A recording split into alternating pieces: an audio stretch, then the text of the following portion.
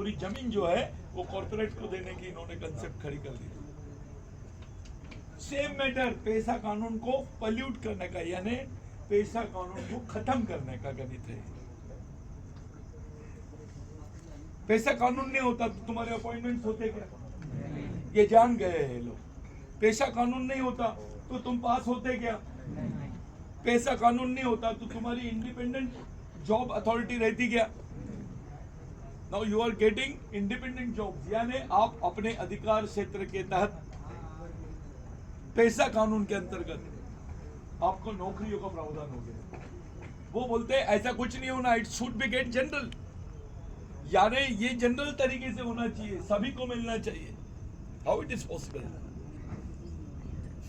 वो मानने के लिए तैयार नहीं है। आदिवासियों के विशेष अधिकारों को ये देश मानने के लिए तैयार नहीं है, और ये बहुत खतरनाक लड़ाई है। अगर आप ये लड़ाई जीतते हो तो यही लड़ाई का फायदा देश के तमाम स्टेट्स के आदिवासियों को होगा। यही प्रॉब्लम छत्तीसगढ़ में है, मैं वहीं से आया हूं। यही प्रॉब्लम मध्य प्रदेश में है, यही प्रॉब्लम इधर है आंध्र प्रदेश में, गुजरात में भी सेम प्रॉब्लम है। 1,22,000 विद्यार्थियों के भविष्य का सवाल है आदिवासियों के। आपके यहाँ कितने लोग हैं? 1200 लोग। कितने लोगों का अपॉइंटमेंट है? 4,500 लोगों के अपॉइंटमेंट। अगर ऐसे कंक्लूड कर लो, 1,22,000 आदिवासी बच्चों के लाइफ का सवाल है, और ये यही बोल रहे हर जगह। Who are the petitioners? Petitioner कौन है तुम्हारे खिलाफ में इसमें? हाँ? बेबी ठाकरे। ये कौन से पार्टी को बिलोंग करती है, कौन सी विचारधारा को बिलोंग करती है? ये आरएसएस और बीजेपी के चाल है। She is not a petitioner, वो नहीं है, उसके पीछे आरएसएस है, उसके पीछे भाजपा है। शर्म की बात यह है कि अपने कोई भी नेता, कोई भी पार्टी का नेता, इसको खुलेआम आपके साथ पूरे नेता एक जगह बैठ जाएंगे, क्या नहीं हो सकता है? ये स्टेट का इशू हो सकता है कि नहीं? yes. साले मंदिर के लिए चंदा देते हो लाखों करोड़ों रुपया, मंदिर के लिए बैठ जाते हो, तुम्हारे बाल बच्चों का जीवन बन रहा है तो बैठने में क्या प्रॉब्लम है? आप एक बात ध्यान में रखिए, वो जो सुप्रीम कोर्ट का जजमेंट है, मैं देखा नहीं, मैं आपको वादा कर रहा हूं आपके बीच में आऊंगा ही नहीं, कभी जीवन में नहीं आऊंगा। अगर वो इंटरप्रिटेशन गलत है तो 15 दिन के अंदर मैं जजमेंट लेके आऊंगा, आपको कोई टेंशन लेने की जरूरत नहीं। चाहे इसका कुछ भी मतलब निकले, आपको अपॉइंटमेंट्स मिलेंगे ही मिलेंगे। जो सुप्रीम कोर्ट इसमें इंटरप्रेट कर रहा है, वो सुप्रीम कोर्ट ने भले अटॉर्नी जनरल ने एफिडेविट दिया है कि भाई इस प्रोसेस को रोका जाए। What you want indirectly? Attorney general उसको स्टे करना चाह रहा था, और ऑर्डर स्टे का है क्या? नहीं। तो अटॉर्नी जनरल का एफिडेविट बढ़ा कि सुप्रीम कोर्ट का ऑर्डर बढ़ा? तो अटॉर्नी जनरल का स्टेटमेंट खत्म हो गया। जब उसने स्टेटमेंट दिया उसी के बाद ऑर्डर हुआ कि नहीं? yes. तो अटॉर्नी जनरल के ऑर्डर पर इंटरप्रिटेशन करने के बजाय सुप्रीम कोर्ट के ऑर्डर पर इंटरप्रिटेशन करना चाहिए। अटॉर्नी जनरल तो उनके सरकार का वकील है, कोई बहुत बड़ा आदमी नहीं है वो। ही इज ऑल्सो है वकील, वो भी एक वकील है। उसने क्या किया? एफिडेविट दिया कि जो प्रोसेस है ये ऐसी चलते रहना चाहिए जब तक का ये है। कोर्ट ने उस बात को माना क्या? तो ये देश अटॉर्नी जनरल चला रहा है या सुप्रीम कोर्ट चला रहा है? तो साले सुप्रीम कोर्ट के जजमेंट पे तुम लोग ऐसे क्यों बात कर रहे हैं? जब आदिवासियों की भलाई की बात होती है तो सुप्रीम कोर्ट का जजमेंट भी इंप्लीमेंट नहीं करते ये लोग। 2010 में एक जजमेंट आया आदिवासियों के फेवर में, पर कल के दिन अपन ने मनाया, परसों के दिन 9 अगस्त विश्व आदिवासी दिवस। वो विश्व आदिवासी दिवस विश्व के आदिवासियों से संबंधित था।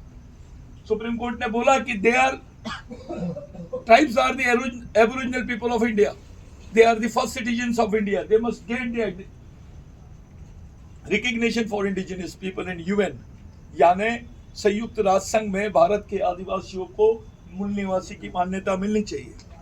कौन बोल रहा है? Supreme court. बावजूद उसके गवर्नमेंट नहीं मान रही।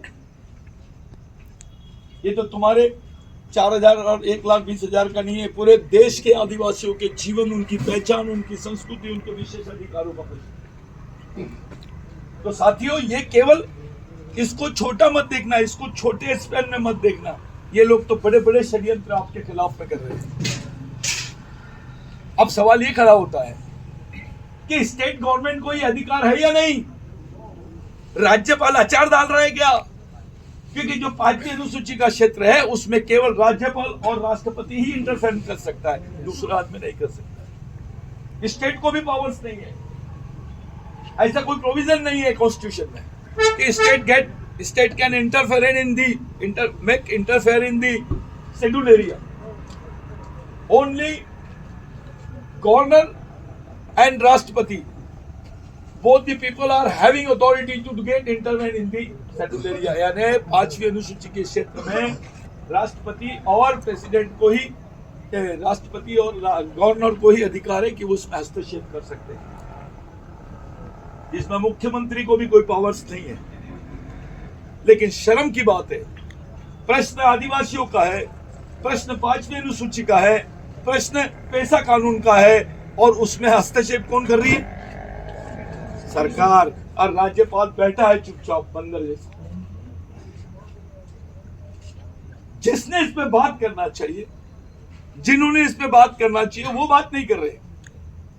मैं 3 चीजें करूंगा साथियों। एक, 20 तारीख के बाद में इस विषय को लेकर एक अपन लॉ काउंसिल को बुलाएंगे। महाराष्ट्र का जो लॉ काउंसिल है, जो बड़े बड़े वकील है महाराष्ट्र के, उनको बुलाएंगे और बोलेंगे कि इसका इंटरप्रिटेशन करो और देश को बताओ। एक, और miss interpretation in public interest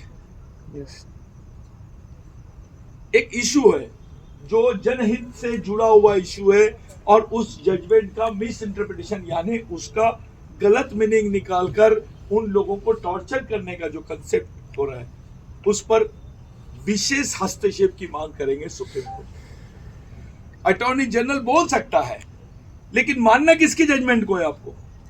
supreme court.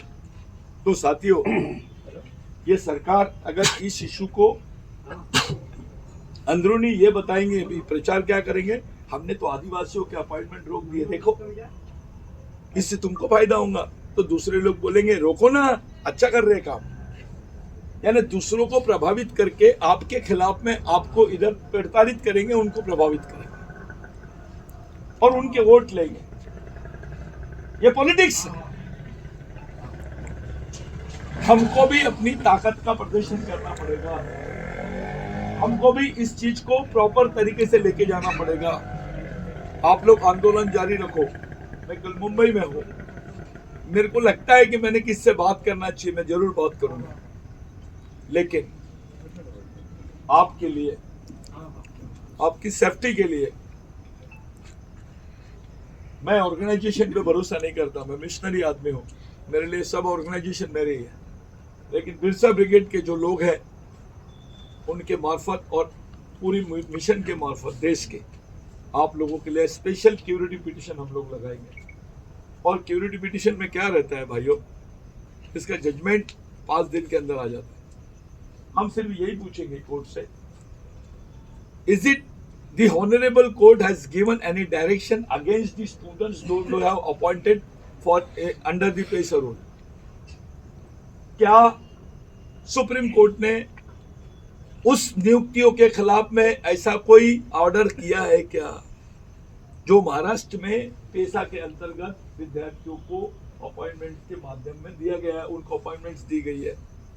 क्या सुप्रीम कोर्ट का जो ऑर्डर है उसको स्टे माना जाए क्या? माना जाए क्या? क्या सुप्रीम कोर्ट को विशेष अधिकार है क्या ऐसे मैटर पे जहां राज्य हस्तक्षेप नहीं कर सकती है अनुसूचित क्षेत्र में, वहां सुप्रीम कोर्ट अपने निर्णयों पर बात कर सकता है क्या? क्योंकि सुप्रीम कोर्ट के 2 जजमेंट्स है, वो जजमेंट्स में सुप्रीम कोर्ट ने स्पेशली बोला है कि 5वीं अनुसूचित क्षेत्र को संवेदनशीलता से ही लेना पड़ेगा। ये पहला जजमेंट जो उड़ीसा में गवर्नमेंट ऑफ उड़ीसा वर्सेस आदिवासी करके ये आया था, और एक वेदांता के जजमेंट में सुप्रीम कोर्ट ने बोला है कि 5th शेड्यूल का जो प्रोविजन है वो सबसे बड़ा प्रोविजन है, जिसके तहत किसी के अधिकारों का हनन नहीं करना चाहिए। ये सुप्रीम कोर्ट ने बोला। आप लोग हिम्मत रख के इस आंदोलन को जारी रखो। जहां कहीं भी होगा, मैं आप लोगों को बोल रहा हूँ, बिरसा ब्रिगेड की टोपी पहनने से कुछ नहीं होगा। ये भूखे नहीं रहना चाहिए, पहला। इनको कोई आँच नहीं आना चाहिए, दूसरा कोई पुलिस सिक्योरिटी नहीं होना, सिक्योरिटी अपने लोग देना चाहिए। और जितने गांडू लोग आना नहीं, जो ईमानदार है, समाज के साथ सही काम करता है, वही लोग करना। मतलब जैसे मत रहना कि कल तुमको नौकरी लग गई तो समाज को भूल जाना, ये वाली बात नहीं होनी चाहिए। ईमानदारी से तुम लड़ो, तुम्हारी लड़ाई की वजह से हजारों लोगों का फायदा हो जाएगा। तुम्हारी लड़ाई को मैं सैल्यूट करता हूँ कि तुम लोगों का जज्बा है कि तुम लड़ने के लिए आए हो, ऑप्शन नहीं है तुम्हारे पास।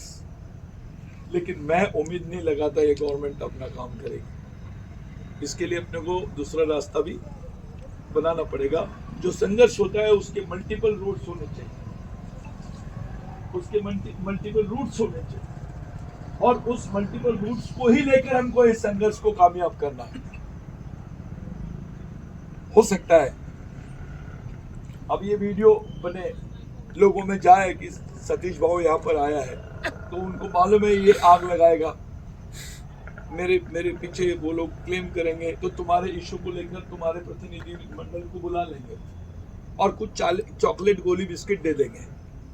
आम्ही देत आहो या महिन्यामध्ये देत आहो, असा टाइप का। अबे दे आता दे, आचार संहिता लगने के पहले तुमको ऑर्डर्स मिलना चाहिए। अदरवाइज आचार संहिता लग गई तो 3 महीने के लिए स्टे हो गया। समझ में आ रहा है? यस। आदिवासी विद्यार्थियों को नौकरी दिए बगैर इलेक्शन की घोषणा नहीं करना चाहिए गवर्नमेंट ने, तब तो बात है। बाप दिखा नहीं तो श्राद्ध कर। आपकी तैयारी ब्रेन से होनी चाहिए। जैसे मैं आके पूछा, कोई पत्रकार आके पूछ सकता है क्यों बैठे हैं, किस लिए बैठे हैं, तो आपको मालूम होना चाहिए आप क्यों लड़ रहे हो, किस लिए लड़ रहे हो, कौन से प्रावधान के लिए लड़ रहे हो, और किस प्रावधान से तुम्हारे खिलाफ में अन्याय हुआ है और कौन से प्रावधान के तहत तुमको न्याय मिलेगा। इसकी आइडिया नहीं है तो बैठ के कोई मतलब नहीं। ये भी एक ट्रेनिंग है। अभी नौकरी मिल रही करके लड़ना नहीं है, कल तुम्हारे बच्चे होंगे उसके लिए भी लड़ना है, कल तुम पे और अन्याय होगा उसके लिए भी लड़ना है। तो लड़ने को, इसको केवल लड़ाई मत समझो, ये एक ट्रेनिंग है। यू आर वेरी लकी, तुम बहुत भाग्यवान हो कि तुम्हारे जीवन में यह मकाम आया है। जिस आदमी ये दौर से गुजरता है, उसका जीवन और उसका ब्रेन पूरा मजबूत हो जाता है, उसका करेज बढ़ जाता है, उसका कॉन्फिडेंस बढ़ जाता है, उसका आत्मविश्वास बढ़ता है। संघर्ष वो चीज होती है। आप लोग अपने आप को लकी समझो। बहुत ट्रेनिंग किए होंगे, कंप्यूटर की ट्रेनिंग किए होंगे, क्लरिकल की ट्रेनिंग किए होंगे, फलाना किए होंगे, लेकिन ये ट्रेनिंग किए क्या? नहीं। अपने समाज में इसी ट्रेनिंग की कमी है, और इसके लिए कोई स्पेशल व्यवस्था नहीं है। जैसे मुस्लिमों के पास व्यवस्था है, जैसे क्रिश्चियनों के पास व्यवस्था है, जैसे आरएसएस वालों के पास व्यवस्था है, जैसे सिखों के पास व्यवस्था है, वैसे आदिवासियों के पास भी व्यवस्था होनी चाहिए कि नहीं? लेकिन तुमको कुछ मालूम ही नहीं है, तुमको किसी ने समझाया ही नहीं। तो आप कितने पढ़े लिखे हो ये महत्वपूर्ण नहीं है, आप सोशली कितने मैच्योर्ड हो ये महत्वपूर्ण है। बिरसा मुंडा ने बोला था, आप कैसे दिखते हो ये तुम्हारे हाथ में नहीं है, क्योंकि आपने अपना नक्शा नहीं बनाया, लेकिन कैसे सोचते हो आप, कैसे समझते हो, जिसको इंटरनल पर्सनालिटी बोलते हैं। Outer personality is not so important as internal personality. आपकी जो आंतरिक व्यक्तिमत्व है वो बड़ा होना चाहिए, ब्रेन बड़ा होना चाहिए, तुम्हारी विचारधारा बहुत मजबूत होनी चाहिए। वो सबसे बड़ा इशू है। आप आर्थिक रूप से गरीब रहो चलेगा, लेकिन विचारों से गरीब मत रहना, नहीं तो आप ऑफिसर भी बन जाएंगे। आज टीचर बन रहे हो, कोई बालवाड़ी टीचर बन रहा है, कोई कुछ बनेगा, ऑफिसर भी बन जाओगे तो कोई वैल्यू नहीं है उसको, जब तक कि आप सामाजिक रूप से जागरूक रहे। तो इसको एंजॉय करो, इसको अफसोस से मत गुजारो। एक दिन जेल में रह रहे हो ऐसा मत सोचो, आप एक ट्रेनिंग ले रहे हो, समाज के लिए आदर्श हो आप। आपसे पूरे समाज के बाल बच्चे बेचारे नई वाली जनरेशन